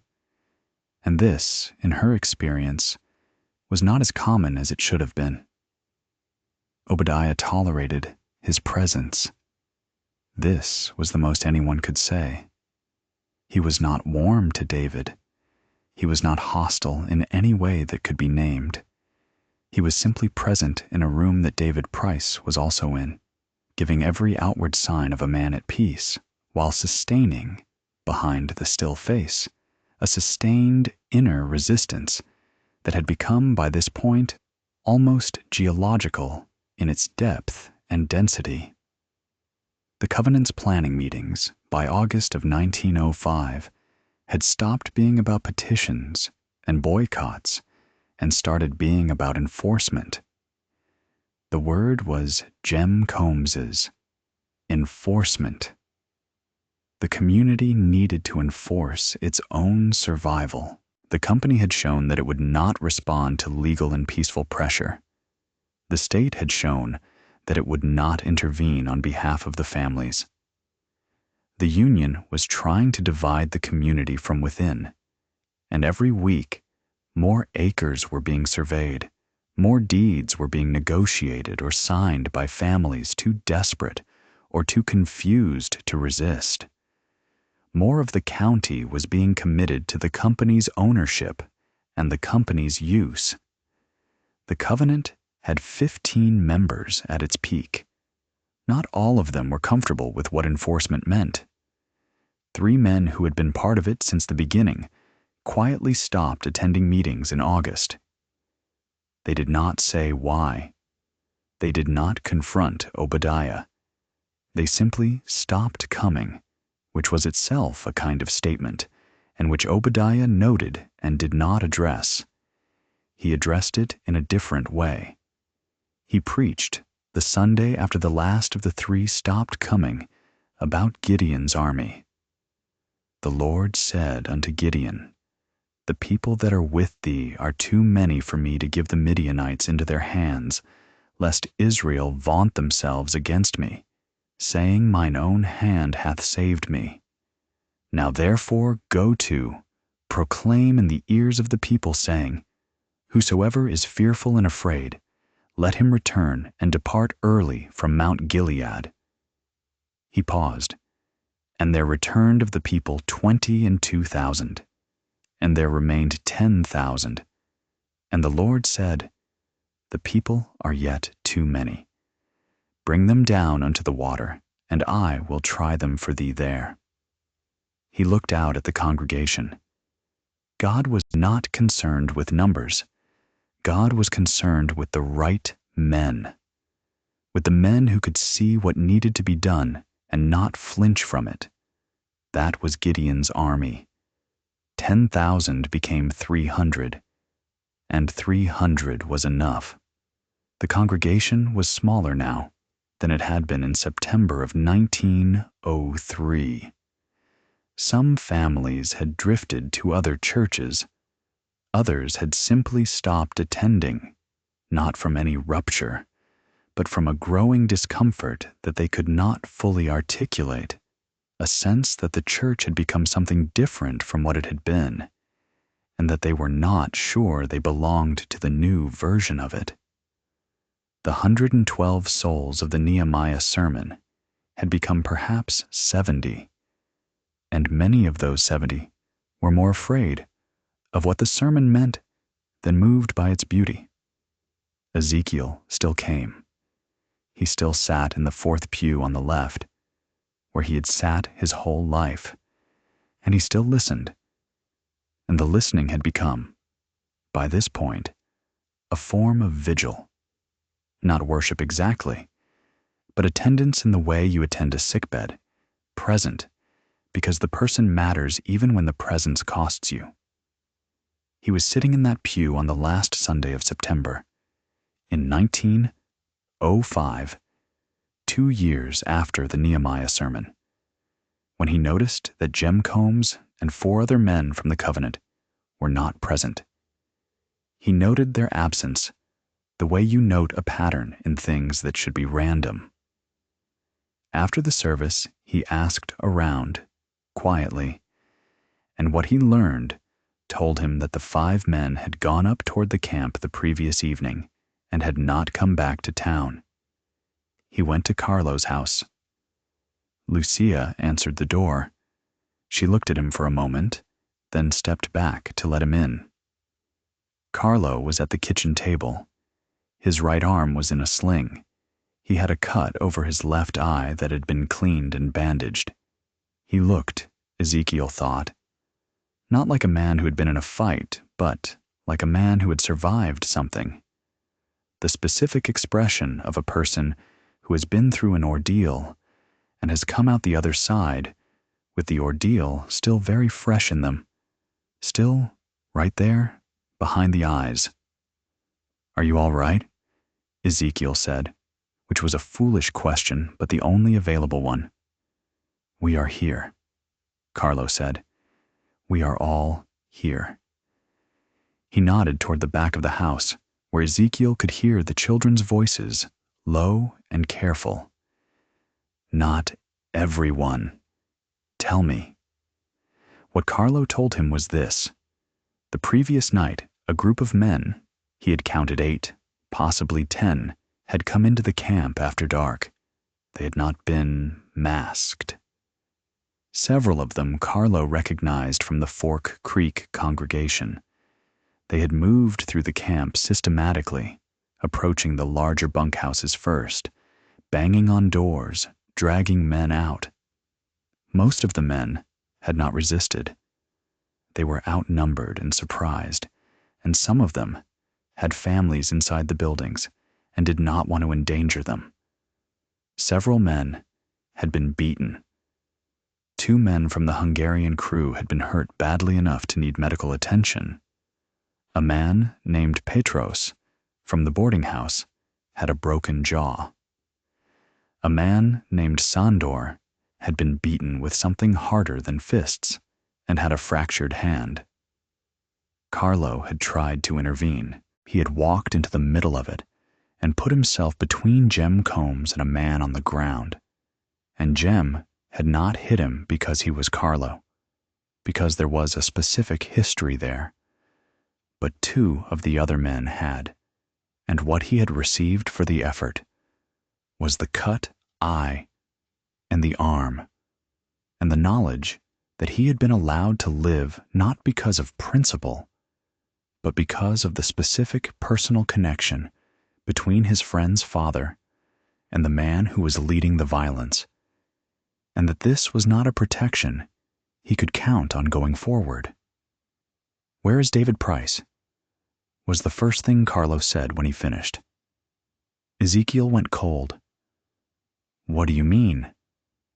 "They asked for him. At the end, when they were done with the rest of us. They asked which building was his, and I said I didn't know. And they went looking." Ezekiel was already moving. He found David at the edge of the camp, near the equipment storage area. David had seen the men coming from a distance and had gone the other direction through the trees and around the long way. He was unhurt, but shaken. Not primarily for himself, he made clear, but for what he had seen happening in the camp before he slipped away, the sounds of it, the purposefulness of it. "I need to get back," he said. "I need to get back to the people who were hurt." "You need to not be visible right now," Ezekiel said. "And what I hide while—" "David." Ezekiel put a hand on his arm. "Listen to me. I am going to go to the camp, and I am going to get help for the people who are hurt. You need to get word to Ruth. She needs to know you're all right." David looked at him. "What is happening, Ezekiel?" Ezekiel did not answer. He did not have an answer that felt adequate to the question. He had an answer that felt like an autopsy. Here is when it started. Here are the stages. Here is what I should have done and didn't. But that was not what David was asking. David was asking about the future. What is happening? Present tense. Where does this go? "I don't know," Ezekiel said. "I don't know what happens next." He sent word to Ruth through a woman from the church he trusted. A woman named Minerva Holbrook, who was one of the quietly departed, one of the people who had stopped attending and had not made a show of it. Minerva went to the Stone house and asked for Ruth at the kitchen door, and Ruth came out, and Minerva spoke to her quietly in the yard, and Ezekiel, watching from 40 yards away, saw Ruth's face go from fear to something steadier, something resolved. Ruth went inside. She went to the room where her father was sitting with his Bible, and she stood in the doorway, and she said, "David Price is alive. He is unhurt. I need you to know that I know what happened last night, and I know who was there." Obadiah looked up from his Bible. "I am going to him," she said. He opened his mouth. "I am going to him," she said again, in the patient, inexhaustible voice. "And if you try to stop me, Papa, I will not come back. I am telling you this not as a threat, but as information, because I believe you deserve to know the consequences of your actions." He looked at her for a very long time. Something moved in his face. Not quite the thing that Ezekiel had described from the meeting hall, not that terrible consolidation, but something adjacent to it. A kind of comprehension, maybe. A recognition of a boundary that he had crossed without quite seeing it go by. He did not stop her. She left. She walked through the October morning to David Price's camp, and she found him, and she held on to him for a long time without speaking. And then they talked. And what they said to each other in that conversation was what they had been saying for 2 years in various forms, and what arrived that morning at a conclusion. They would marry in the spring. They would leave Letcher County. Ruth came home that evening, she told her mother.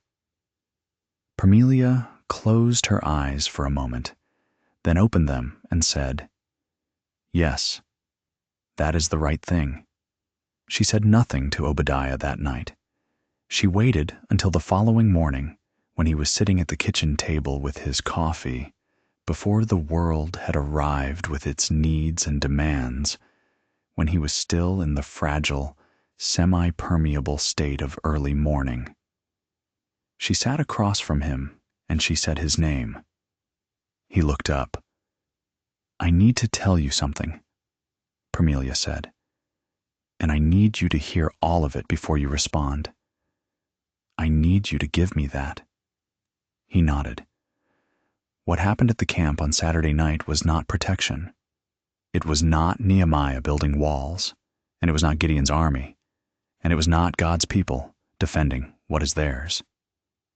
What it was men from your congregation beating other men with their hands and with tools for the crime of being in a place. They were told there was work. One man has a broken jaw. One man has a fractured hand. Carlo Mancini was beaten in front of his children. She stopped. She let that be in the room for a moment. You did not do those things. You did not raise your hand to anyone. But Obadiah, you built the church those men pray in. You taught them what God looks like. And what they did on Saturday night, they did in the name of the God you taught them. That is not a thing you can give to Jem Combs and call it his responsibility. He was looking at her with the expression he used when he was being very still in the face of something that was moving very fast inside him. "They are hurting people," she said. "Not the company. Not the men who beat Solomon Kraft or came here from Bluefield to intimidate us. The men from this county, from this church, the men you love. They are hurting people. And you have been feeding them justification from the pulpit for 2 years, and now I am sitting across from you and I am telling you, this is where it has come to. This is what your certainty has built. They attacked Solomon," he said. His voice was very even. "I know they did. And that was wrong. It was genuinely wrong, and I was genuinely furious. And it should have been answered. Through the law, through the pressure we had been building, through the slow and difficult work of demanding accountability. Not this. This is not an answer to what they did. This is becoming the same thing, This is becoming what we hated. He was quiet for a long time.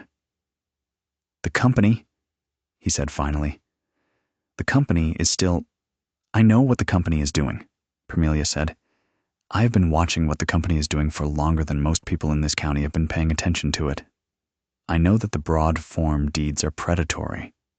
I know that the working conditions are dangerous. I know that they used harden to intimidate and surveil and frighten. I know all of it. And none of it, Obadiah, makes it acceptable to put a Hungarian man in the road with a broken jaw. He put his hands flat on the table. He was looking at them. And Ruth, she said. She had been building to this, and she said it without armor, without the careful distance she used for the theological arguments.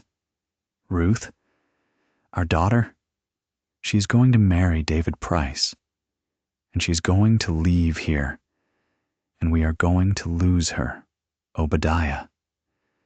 We are going to lose her because she watched her father become someone who sanctioned violence against people whose only crime was being from somewhere else, and she loves him. God, she loves you. You know she does. But she cannot stay inside a story that has become this, and neither can Ezekiel. He looked up from his hands. Ezekiel? He said.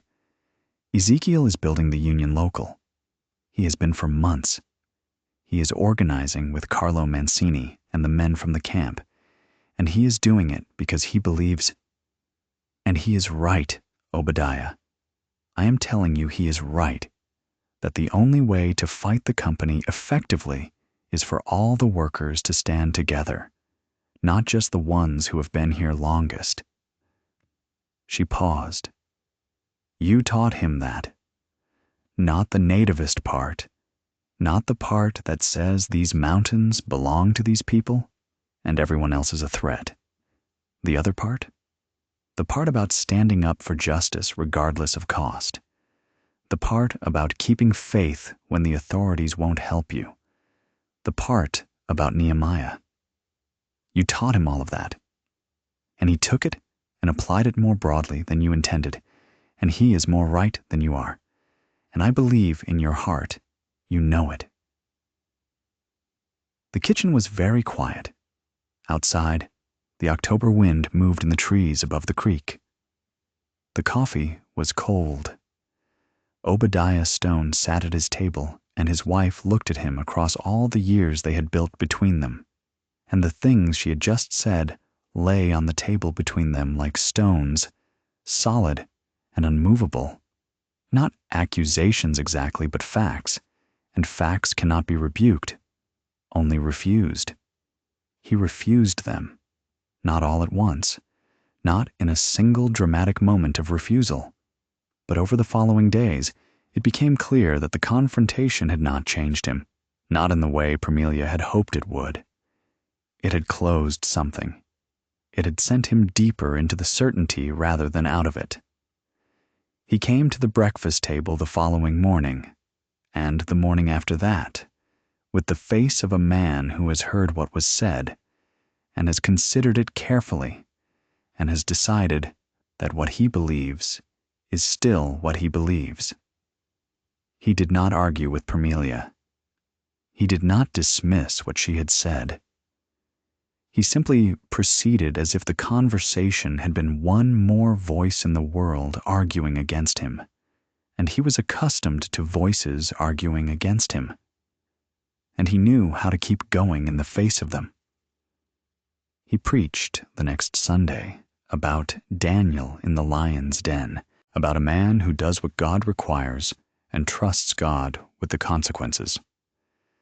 The congregation that remained, smaller now and quieter, and watching him with an uncertainty that was new, heard in the sermon what they had always heard, or heard the change that Parmelia had heard, or heard nothing at all, and simply sat in the pews of the only church they had ever attended and waited for it to be over. Captain Hardin was no longer in the community. The company had pulled him out in September, deciding that his presence was creating more disruption than it resolved. The company had other tools. The state militia arrived in November of 1905, 3 weeks after the attack on the camp. They arrived at the request of the coal company, filed through the county prosecutor, citing threats to property and persons. They were 6 men, state troopers, who set up in the county seat in Whitesburg and made clear their presence, but did not conduct active operations in Fork Creek. Their arrival was a statement of authority. The state had an interest here, and the state was watching. Jem Combs and 2 other Covenant members were arrested in December on charges of assault arising from the camp attack. The charges were documented by affidavits from Carlo Mancini and 3 other camp residents, and by physical evidence, and by a statement from a young woman who had witnessed the beatings from a window and had come forward with the help of Ezekiel and the Union local. The arrests were made quietly, without drama, by the county sheriff, who had, by this point, decided that whatever his feelings about the coal company, he did not have the option of pretending he hadn't seen what had happened. Obadiah Stone was interviewed by the county prosecutor in January of 1906. The interview was formal, recorded, conducted in the prosecutor's office in Whitesburg. Obadiah was asked about the covenant, about the Tuesday meetings, about what he knew of the plans that had preceded the attack on the camp. He answered every question with the truth as he understood it. Yes, the covenant met. No, he had not given specific instruction for any specific action. He had preached from Scripture. He had spoken to the men of his congregation about the threats to their community and the obligation to defend that community. He had not organized an attack. He had not known an attack was planned. He could not speak to what men did with the things they heard in church. The prosecutor, a careful man named Lester Whitaker, who had been in the county all his life and knew everyone in it, listened to all of this and believed most of it, and concluded, correctly, that proving Obadiah Stone had directed the attack would require evidence he did not have, and that bringing charges he could not support would accomplish nothing except making him look foolish and the Stone family more sympathetic. The charges against Jem Combs proceeded. The case against Obadiah was not filed. Jem Combs was convicted in the spring of 1906 and sentenced to 18 months. He served 14. He never publicly identified who had organized the attack or who else had participated. He considered this loyalty. Obadiah visited him in jail once in the fall of 1906. Jem told him he had no regrets. Obadiah told him he was grateful. Neither of them used the word responsible. Ruth married David Price in March of 1906. The ceremony was performed by a Methodist minister in Whitesburg, not at Fork Creek Baptist. Obadiah was not present. Permelia was present. Ezekiel was present. Several women from the congregation came without telling their husbands. The ceremony was small and quiet, and afterward, David and Ruth had supper at a boarding house in town, and the following morning they left for Lexington, where David had been offered a position with a civil engineering firm. Permelia came home that evening. She sat down at the kitchen table. Obadiah was not in the kitchen. She sat at the table for a while in the quiet house, with the sound of the creek and the sound of the wind, and the sound of a life that had been arranged in a particular way, and was now clearly arranged differently. Then she got up and made supper for 2, and called Obadiah's name, and he came in from the back room, and they sat down together, and she said grace, because he didn't, and they ate. She did not leave him. She never left him. This is sometimes framed as a mystery or as weakness, and it was neither. She stayed because she believed that the presence of a moral conscience, even one that had been thoroughly refused, was better than an absence. She stayed because she had built her life with him, and the building was real, even if some of what had been built on it had failed.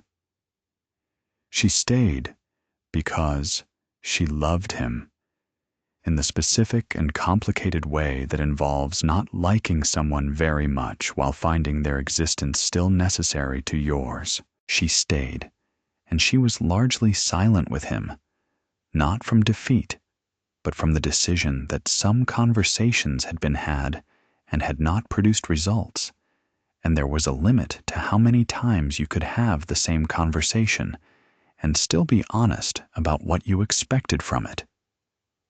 Ezekiel moved to the camp. He rented a room from a widow woman near the immigrant housing and began doing the union organizing work openly, no longer with any pretense of concealment. The company fired him from the mine in April 1906. He found other work, odd jobs, construction, eventually a position as a clerk for a hardware merchant in Whitesburg. He continued the union work without pay, which was how most of it was done. He wrote to Ruth when she settled in Lexington and received long letters in return.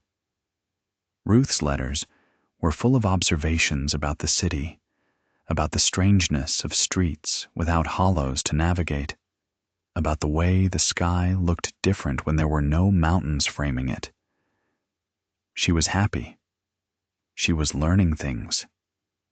She was finding, outside the world she had grown up in, a version of herself that she had suspected was there, but hadn't had room to become. Obadiah continued to preach. Fork Creek Baptist held services every Sunday through 1906 and 1907 and beyond, and Obadiah stood at the pulpit, and his voice still had the power it had always had, still carried that quality of deep conviction, still moved through the cadences that had formed his congregation's sense of what God sounded like for 25 years. But the congregation that remained had a different quality. The people who were still there were, largely, people who had agreed with him through all of it, who had nodded at the Gideon sermon and the blood and soil theology and the framing of the immigrant workers as instruments of judgment. They had agreed because they were frightened and angry. And Obadiah's certainty was available to them, and there is comfort in certainty when the alternative is the terrifying openness of not knowing what to do. But it was a narrower comfort than it had been. The church that had been the center of the community's life, the place where 112 people could gather and find, in the language of Scripture and the shared memory of the mountains, something that held them together, had become the church of the people who had chosen the nativist path. The people who had chosen differently, or who had simply been too uncomfortable to choose at all, were elsewhere. Carlo Mancini's family stayed in Letcher County. Petros and Sandor recovered from their injuries, and they stayed too. And several of the other men from the camp who had been targeted stayed because they had nowhere else to go, and because leaving would have meant accepting that the violence had worked, and men like Carlo did not accept that easily. The Union local grew slowly through 1906 and 1907, gathering members in the cautious, incremental way of organizing work done in hostile conditions. Ezekiel wrote letters to the UMW leadership in Indianapolis about conditions in Letcher County, careful detailed letters in his mother's careful handwriting, and the letters received responses, and the responses indicated that the organization was watching Eastern Kentucky with particular interest. The company, for its part, adjusted its approach. The broad form deed acquisitions continued, but more carefully, with better trained agents and more sophisticated explanations. The working conditions in the mine improved slightly, not from conscience, but from the calculation that visible improvement was cheaper than sustained organizing. Captain Hardin did not return. The company hired a new mine manager who was somewhat less openly contemptuous of the workers than his predecessor had been. These were not transformations. They were adjustments of surface presentation, the particular kind of response that institutions make when they understand that behavior has consequences, without understanding why it had been wrong to behave that way in the first place. By 1908, the Elkhorn No. 3 was the largest employer in that part of Letcher County, and the company owned, either directly or through its subsidiaries, approximately 40% of the surface land in the area. The broad form deeds had done their work. The families who had signed them, and there had been many, because the money was real and the need was real, were beginning to understand what the signing meant as the company exercised its rights more aggressively. Families found surveying crews appearing in their gardens, their fields, sometimes their yards. Families found that the creek behind their house had been rerouted to serve the mine's drainage needs. Families found that the timber on the hillside they had farmed since their grandparents' time had been cut by a company crew who showed them a document establishing their right to do it. Obadiah Stone preached about this too. He preached about it with the same passion and precision that had made him the most effective voice against corporate exploitation in the county. The reading of contracts, the explanation of rights, the documentation of specific wrongs. This part of him had not changed. His analysis of the company's behavior remained accurate, and his articulation of the injustice remained powerful. But it was harder for people to hear it now, because the same voice that was right about the company was also the voice that had preached Jem Combs into the camp with his hands and his tools, and the two things lived in the same body and could not be separated. The congregation that agreed with him about everything, the nativism and the labor exploitation both, nodded at everything he said. The people who might have agreed with him about the company, but not about the nativism, were no longer in the building.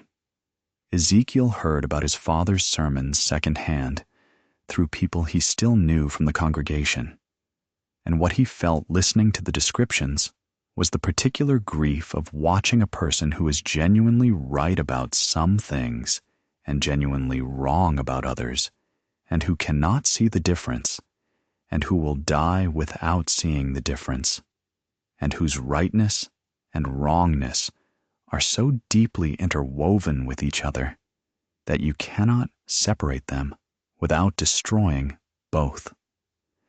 In 1909, Solomon Kraft died. He had never fully recovered from the fall on the church steps, not in body and not in spirit. The wrist had healed badly and given him trouble for years.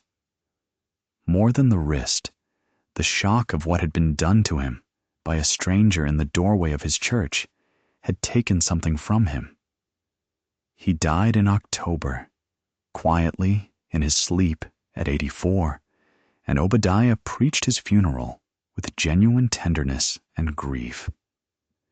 Whatever else had been broken, Solomon had been loved. By 1910, the church's membership had stabilized at something under 40 regular attendees. Obadiah kept the books, kept the property, kept the Sunday services, kept writing his careful letters to anyone who might listen. He was 62 years old. He was still strong. His hair was fully white. The lines in his face had settled into permanent configurations. He read his Bible in the evenings by the light of the lamp while Parmelia sewed, or read her own books on the other side of the table. And they were, in the quiet of those evenings, still recognizably the people they had been in the beginning, still sharing the space of a long marriage, still connected by the 1,000 habits of two people who have built their days together for decades. The noise between them was in the things that weren't said. Ruth sent a letter in the spring of 1910 saying that she was expecting a child. Parmelia wrote back immediately, a long warm letter, and showed Obadiah the news, and he nodded and said, "That's good," and went back to what he was reading. Parmelia wrote the response herself. She described it, years later, as one of the loneliest moments of her life. Not because she was alone, but because she was not alone, but the person with her was someone she could not, on this particular matter, reach. Obadiah Stone died in April of 1912. He had been in declining health since the previous winter, a respiratory difficulty that the doctor attributed to decades of breathing in whatever the mountain air carried, coal dust and wood smoke and the wet cold of hollows, all the accumulation of a life lived in close relationship with the particular conditions of that particular place. He died in his own bed, in the parsonage at Fork Creek, with Parmelia beside him. He died in the early morning, before dawn, when the birds had not yet started, and the creek was the loudest sound in the world. Ezekiel came when he was called, driving up the road from Whitesburg in a borrowed wagon. He arrived after his father was already gone. He stood in the room for a while, looking at the man in the bed, at the face that was now still and absent in the way that faces become when the person has left them. He had not seen his father in 4 years.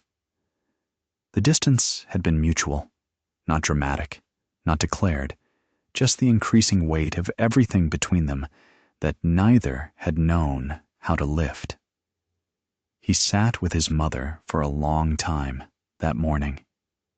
She told him about the last weeks, about what Obadiah had said when he was clear, and what he had said when he was confused with fever, about a morning when he had talked about Ezekiel as if he were still a boy, as if the years between the mine and the organizing and the broken distance had not happened. "He loved you," she said, which was not a comfort exactly, because love that couldn't reach you wasn't the same as love that could. But it was true, and she believed in saying true things. "I know," Ezekiel said. And he did know, and it was not a simple thing to know. The funeral was held at Fork Creek Baptist.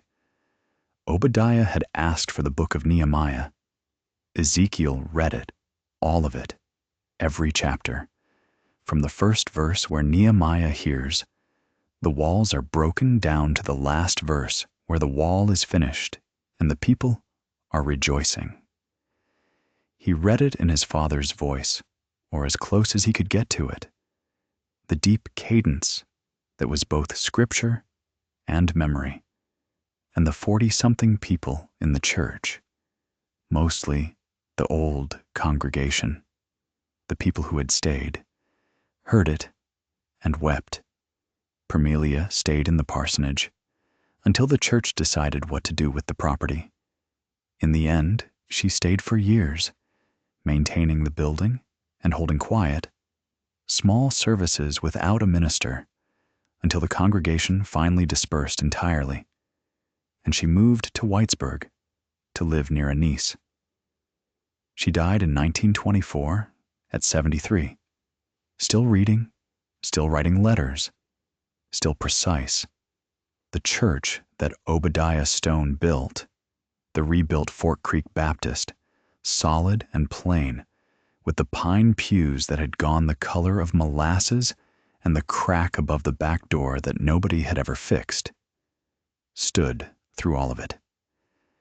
It was decommissioned as a church in 1932 and used as a community meeting hall through the Depression years. In 1940, the county formally designated it a community center. The same year, a WPA crew came through and repaired the crack above the door and put a new roof on. They did not change the pews. The Elkhorn No. 3 mine closed in 1957 when the seam gave out. The company was long gone by then, absorbed into a larger company in the 1930s, which was absorbed into another company in the 1940s, the names changing while the ownership of the mineral rights did not. When the strip mining came to Letcher County in the 1970s, the broad form deeds that Obadiah Stone had spent years warning families about did exactly what he had said they would do. The companies that held the mineral rights used them to strip the mountaintops. Families who had lived on land their families had farmed for 150 years watched the mountains above their homes be taken apart. Some of them tried to stop it in court. The courts pointed to the deeds. The deeds said what they said. The mountains came down. But in the autumn of 1920, before the strip mining, before the Depression, before all the things that were still coming, there was a reporter from the Charleston Gazette named Franklin Bell who was traveling the coal fields for a series of articles about the labor situation in West Virginia and Kentucky. He had made his way to Mingo County, where the tension between the UMW and the coal operators was building toward something that everyone in the region could feel coming, a confrontation that would become, the following year, the Battle of Blair Mountain, the largest armed labor uprising in American history, an event that would see 10,000 miners marching against the Logan County Sheriff and company forces and federal troops deployed by executive order, and a toll that has never been fully reckoned. Franklin Bell was interviewing anyone who would talk to him, and in Mingo County he found Ezekiel Stone, who was 39 years old and had been a union organizer for 15 years and had a reputation for being direct and thoughtful and willing to talk to reporters without either sanitizing what he said or performing for them. Bell asked him about his background. Ezekiel talked about Letcher County, about the mine, about the early organizing work. Bell asked about his father. He had done enough background research to know who Obadiah Stone had been. Ezekiel paused at the question. He was sitting in the front room of a boarding house in Williamson, West Virginia, with his coat still on against the October cold. He had a cup of coffee in his hands, and he looked at it for a moment before he looked up. "My father," he said, "was a good man who did a terrible thing. Or maybe I should say, he was a good man who did good things and terrible things and couldn't tell the difference between them. He loved this community. He loved it the way you love the place your parents are buried, the way you love a thing that is bone deep and not chosen. It wasn't sentimental. It was foundational. The mountains were who he was. The people of those mountains were who he was. And when the company came and started taking the mountains apart, what he felt was not different from what I felt. The anger was the same. The injustice was the same." He drank some coffee, the reporter wrote. But my father loved his people so much, Ezekiel said, slowly picking the words with the particular care of a man who has been carrying a thought for 15 years and is finally trying to say it out loud for the first time. That he couldn't see that the people next to them were people too. Carlo Mancini was a person. Thomas Webb was a person. David Price was a person.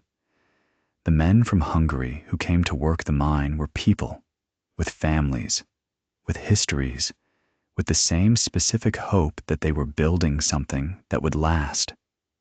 My father looked at them and saw a category. He saw foreigners. He saw instruments of a threat. And once you stop seeing a person and start seeing a category, there is no limit to what you can justify doing to them, because you are not doing it to a person. You are doing it to a symbol. And symbols don't have broken jaws. He was quiet for a moment. That's the most dangerous kind of love there is, he said. Love that has a boundary around it. Love that says, I will do anything for these people, and everything outside these people is not my concern. It feels like loyalty. It feels like strength. But what it is a way of not having to see, a way of making the world small enough that your certainty fits inside it. He looked at the reporter. My father was certain, more certain than anyone I have ever known. And certainty is a remarkable thing in a leader. People follow it, they are drawn to it, they are fed by it, but certainty without doubt is not wisdom. It is just confidence wearing wisdom's clothing. Franklin Bell published the interview in November 1920.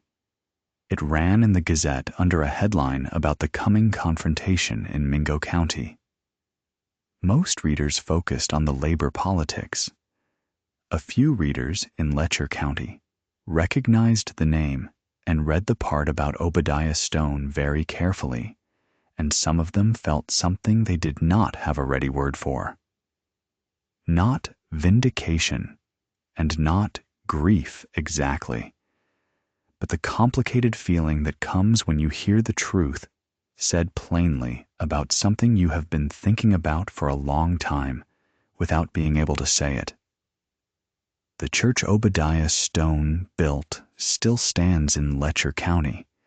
It has been a community center since 1940. The mine closed in 1957. The mountains Obadiah tried to protect were strip mined in the 1970s. Whether his fear was justified or his methods condemned, the thing he warned against happened anyway. History doesn't choose sides. It just keeps going.